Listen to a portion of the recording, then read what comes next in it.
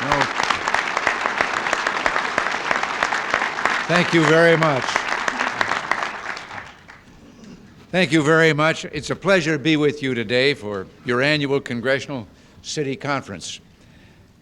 The last time I was in this room, not too many weeks ago, was for the National Prayer Breakfast. And I hope that what was said then and what I did then has had some lasting effect. I'm especially pleased to have been introduced by my longtime personal friend, Mayor Bill Hudnut. I understand and appreciate the part your organization has played in the Pennsylvania Avenue Development Plan here in Washington, the new 12-story building you've constructed overlooking Western Plaza is a fine example of what can be done to revitalize the inner city. It should serve to stimulate others to invest in such worthwhile efforts.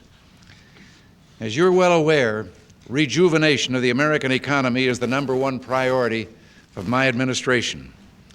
This, I believe, was the mandate of the voters last November. It was a mandate that I sought, yet something all elected officials should understand because it's a mandate for all of us. The election did not commission me to attempt electoral or economic reform alone, but to work with elected officials, federal, state, and local, to put America's economic house in order. And that's why I'm here. We've got a job to do together, and I believe we should open a clean, clear line of communication now. Our job, of course, is to get the economy of the United States moving again. It's essential for you as representatives of the cities. It's essential for all of us as Americans. One thing is certain, the time for business as usual has passed. In the last 2 decades, Americans have suffered oppressively increased taxation, inflation, unemployment, and interest rates. The middle class, the lifeblood of democracy and the American way of life, cannot withstand these pressures indefinitely. And the economic tremors rippling through our economy suggest that these people are near the breaking point. I don't know how many of you earlier this morning might have had an opportunity to watch on television as some citizens were being interviewed who publicly have stated they are simply going to rebel at paying their income tax and they're going to appeal to others to do the same. We're suffering the worst inflation in 60 years. Almost 8 million Americans are continuing to be out of work. I've been here only a month and I'm beginning to talk in billions when I mean millions.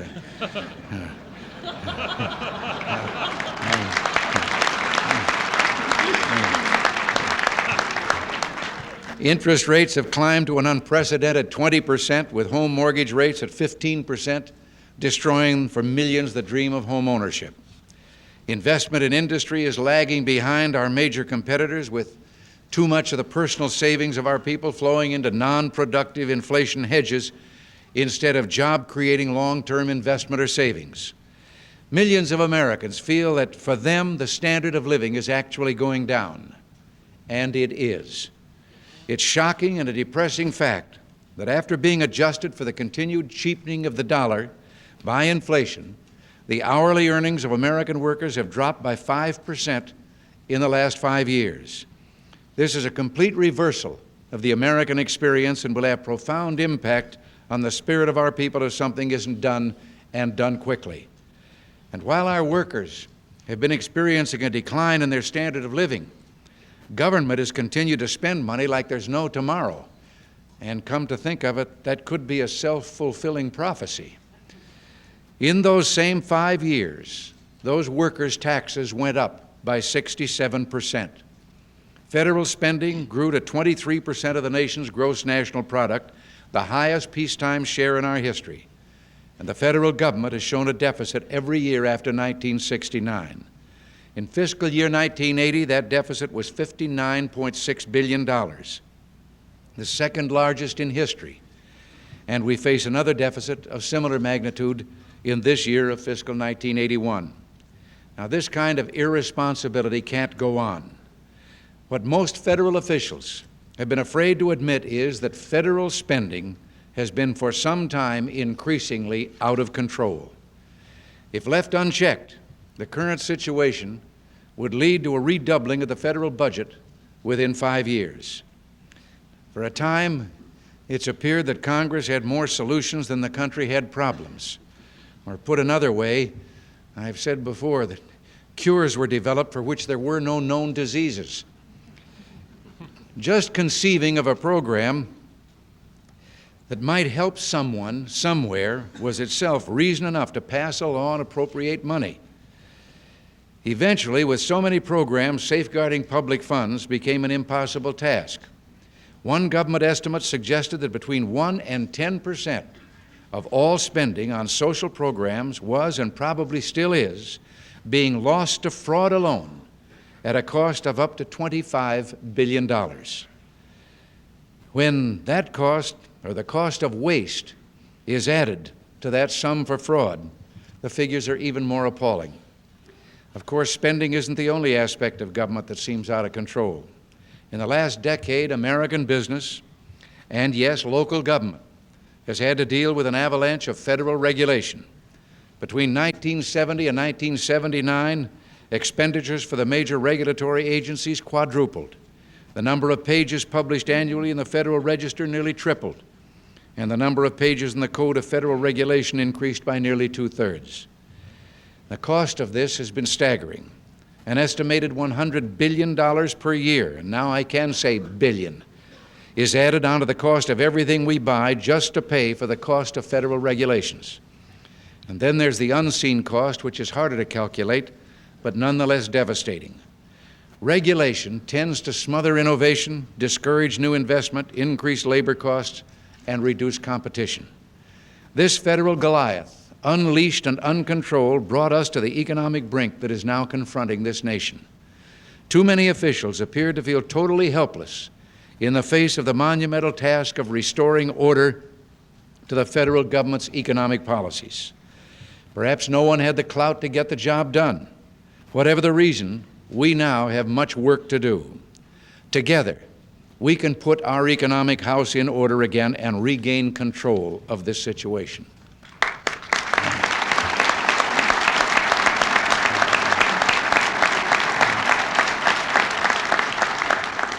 We must realize that the economic crisis confronting America is not the result of a natural disaster or a catastrophe beyond our control. Inflation, unemployment, all of it was basically caused by decisions that we as a people made. Now the only power needed to restore America's strength is willpower. You may have heard a rumor to the effect that I've submitted a program to Congress, a 4-part program which will get this country moving in the right direction again, I believe, increase the standard of living for our people, and cut the inflation and unemployment rates. First, I've asked for a substantial reduction in the growth of federal expenditures. Second, I've asked for a significant reduction in federal tax rates. And third, I've asked for the prudent elimination of excessive regulation. Fourth, while recognizing the independence of the institution, I have pledged to work with the Federal Reserve Board to develop a monetary policy which is consistent with those policies. Let me refer back to the second of those points and just add this one fact. All of us must accept the fact, which has been proven in this century, proven here in our own country several times, that a reduction in federal tax rates does not necessarily result in a reduction in tax revenues. The economy expands, it reduces the burden for the individual, but the overall share goes up as the base of the economy is broadened. Now, these 4 complementary policies form an integrated and comprehensive program, the details of which have been examined by the best economic minds in the country, people who are working with me on a daily basis. However, this program now faces a political gauntlet of interest groups.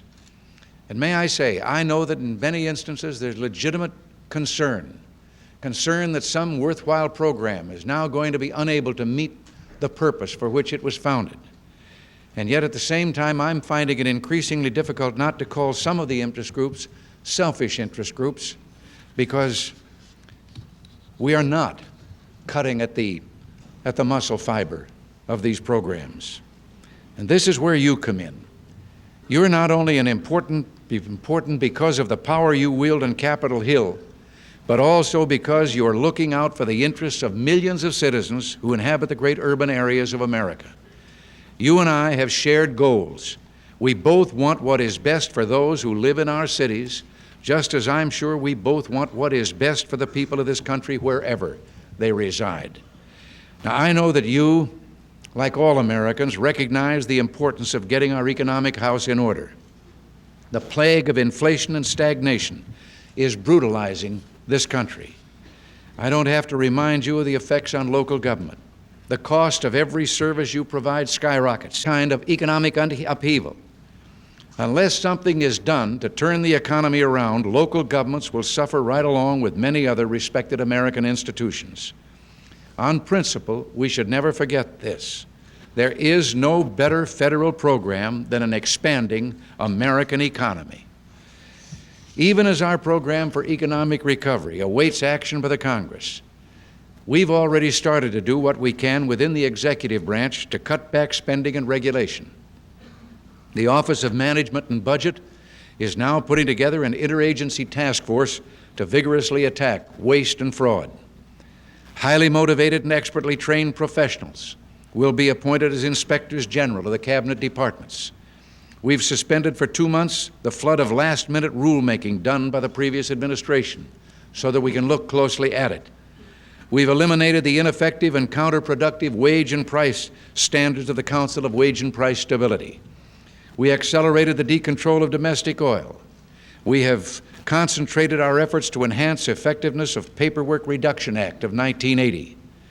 We placed a freeze on federal hiring. We've also begun taking action on particularly controversial rules.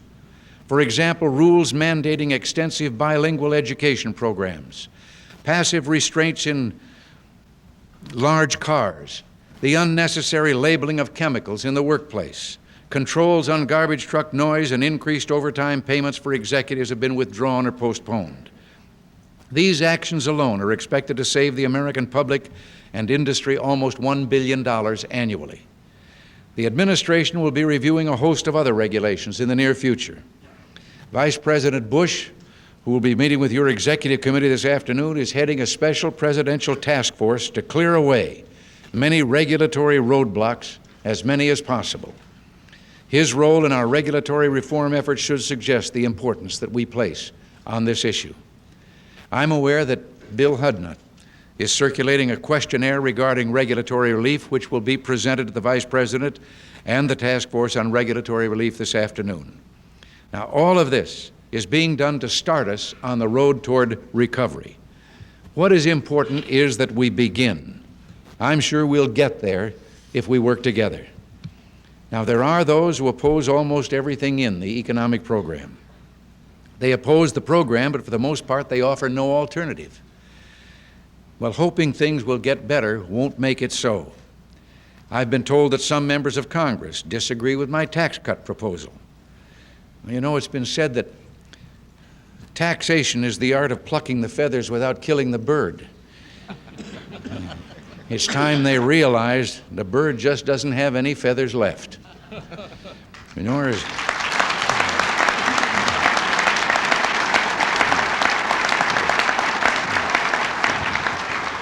maybe some of you have heard me put it a different way in several occasions when I've said that robbing Peter to pay Paul won't work anymore because Peter's been bankrupt for some time now. Nevertheless, the real threat to recovery comes from those who will oppose only a small part of the overall program while supporting the overall effort. Needless to say, the small portion these parochial groups oppose always deals with the cuts that affect them directly. Those cuts they oppose. They favor cutting everybody else's subsidy as an important step in ending inflation and getting the country moving again. The accumulative effect of this short-sightedness can be damaging. We're all in the same boat, and we have to get the engine started before the boat goes over the falls.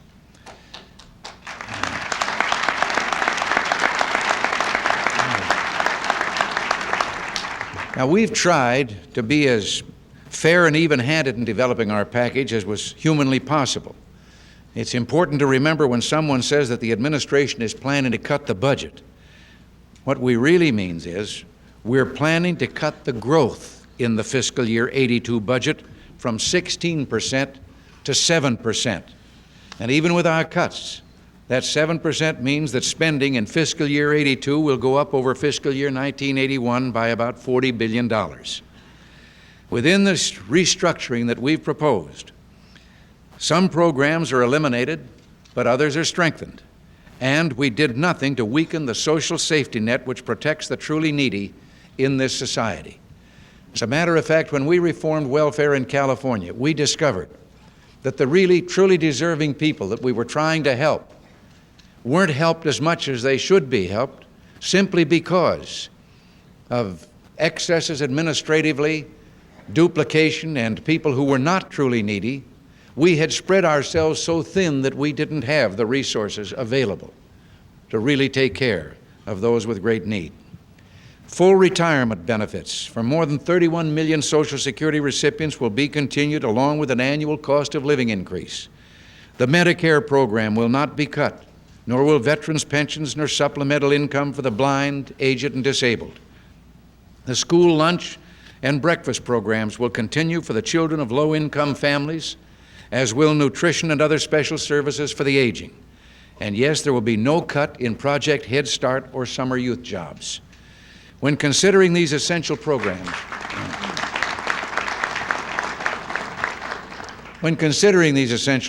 please remember the very best thing that can be done to strengthen things like Social Security is to get the American economy going and put people back to work so they will be paying into the trust fund once again.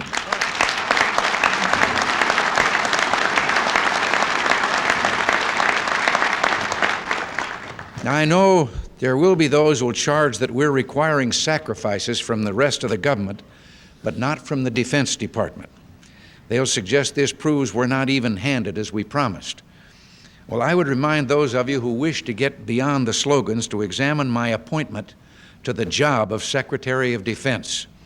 Cap Weinberger is anything but a big spender and was once given a nickname here in government to confirm that fact. So although the international situation dictates more spending for defense, it does not mean the Defense Department will be free from the cut and trim philosophy of this administration.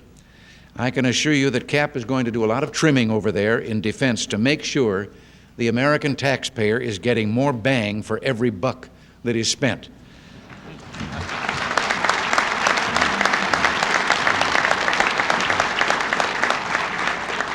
I've even heard that there was a sigh of relief in several other departments when it was learned that Cap the Knife was going to defense and not to those other departments. In our attempt to be even-handed, we tried whenever possible to cushion the budget blows. In the case of money going to the cities, yes, undeniably, we're cutting the amount of money the cities could have expected had we continued through the economic crisis with a business-as-usual attitude. But while we're reducing some of these subsidies, we are at the same time converting many categorical grants into block grants, thus reducing wasteful federal administrative overhead and giving local governments more flexibility and control.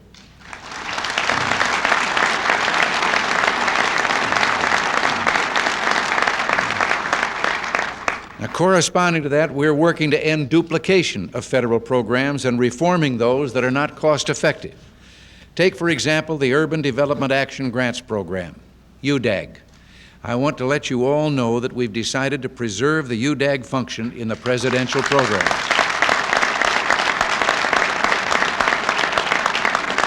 But here's what we are doing. The UDAG function and the Community Development Grant Program will be combined into a Community Development Support Program, and we will be sending legislation up to the Hill in the near future to enable the UDAG function to continue.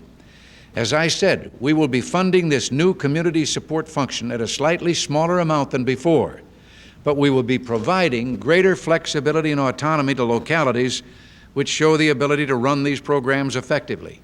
We believe the reduction will be largely covered by the elimination of administrative overhead. We're cutting fat, not muscle. We're giving local government the power to decide what will be done with the money. Handled efficiently, the level of benefits may not suffer as might be suggested at first glance. However, there could well be something in local government that can and should be cut back during these times of economic hardship? If so, you will set your own priorities. You, not some Washington bureaucrat, will decide where the cuts will be made if cuts are necessary.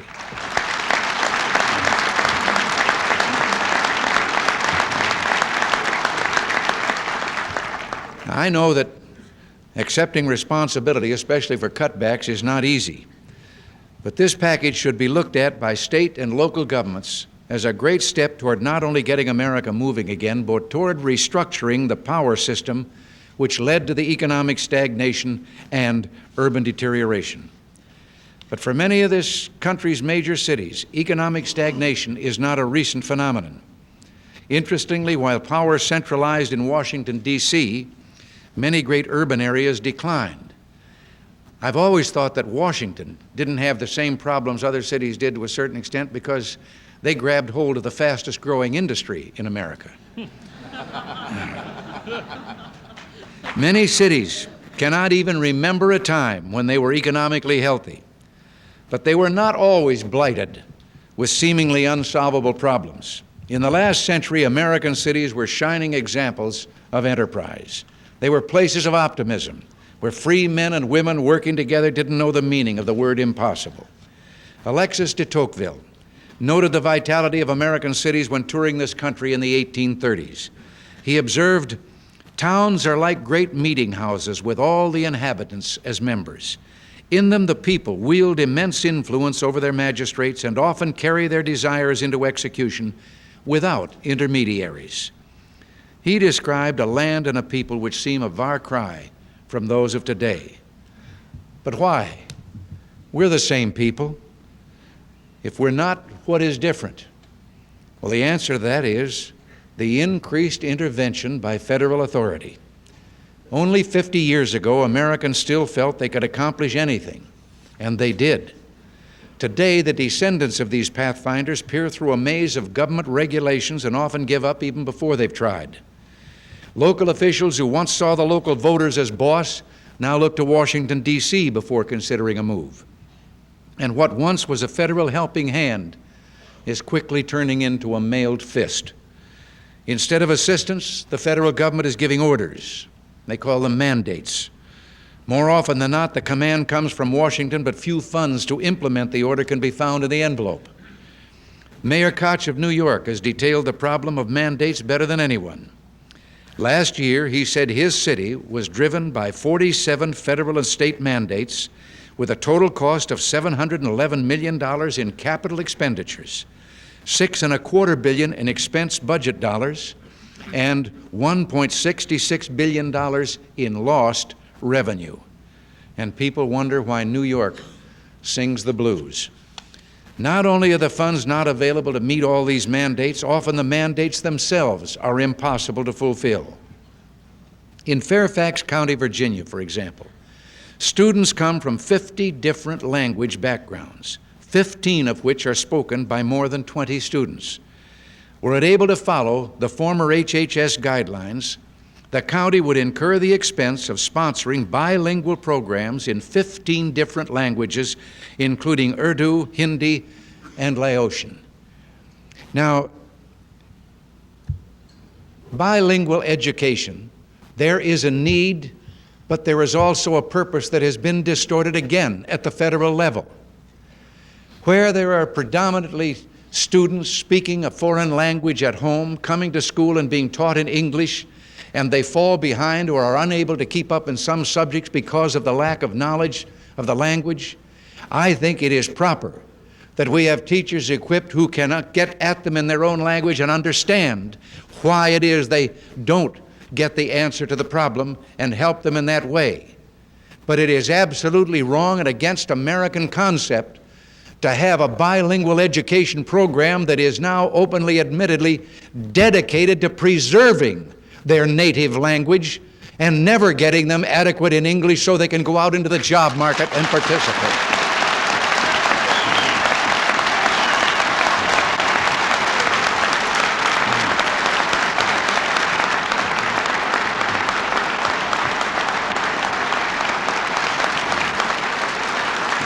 Thank you. Today, I renew a pledge I made to your conference in Atlanta in December. I will examine the mandates issued by the federal government and take action to remove any undue burden placed upon local governments throughout this country.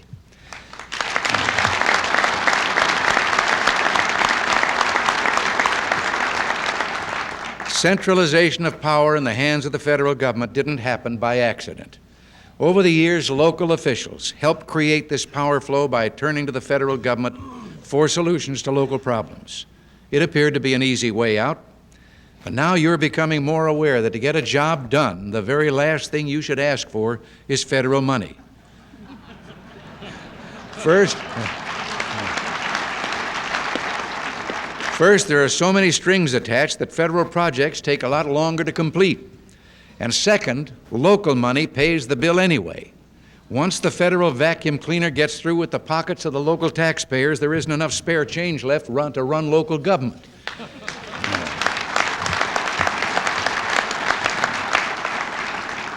What we must do is strive to recapture the bounty of vigor and optimism de Tocqueville found in American cities. We can start by reestablishing the proper relationship between the federal, state, and local governments. The block grant program in our package is the first step. It cuts considerable red tape and returns power and decisions to the cities for money taken by the federal government. It is something that we in the years ahead can build upon. Shortly, my administration will announce the creation of a Federalism task force to find out specifically what can be done to reestablish the balance between the levels of government. Your input and participation will be important in this process. Working together, we can establish a dialogue about the proper functions of the respective levels of government and go about restructuring the federal system to maximize efficiency and freedom. That is, as I've said, just a start, but it is a first step in the right direction. I hope in the years to come we'll be in direct communication. It'll take teamwork to get this country back on the right track, and it won't happen overnight. You can count on my cooperation to make the cities of America once again the thriving areas of commerce, culture, and freedom that once attracted the attention of people the world over. If we don't start now, who will and when? Thank you.